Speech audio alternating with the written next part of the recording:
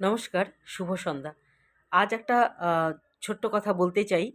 তা হলো আমাদের অনেকেরই বুকে ব্যথা হয়।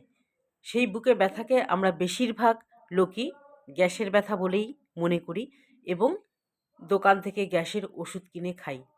দিনে ১ টা অথবা ইচ্ছে হলো তো দিনে ২ টো। কিন্তু সব বুকের ব্যথাই কিন্তু গ্যাসের ব্যথা নয়। কারো হয়তো বুক জ্বলছে অথবা কারো ব্যথাটা বুকে হচ্ছে, তারপর সেই ব্যথাটা খুব জোরে হচ্ছে এবং সেটা বাঁদিকে ছড়িয়ে যাচ্ছে, হাত দিয়ে নেমে যাচ্ছে ব্যথাটা, পিঠে হচ্ছে। কিন্তু আমরা ভাবি হয়তোবা গ্যাসেরই ব্যথা। এখন যা খাবার-দাবার আমরা খাই হয়তো তার জন্যই হচ্ছে। কিন্তু আমি বলব সব ব্যথাই কিন্তু বুকের ব্যথা নয়। তাই ব্যথা হলে ডাক্তারের পরামর্শ নেওয়া একান্ত প্রয়োজন।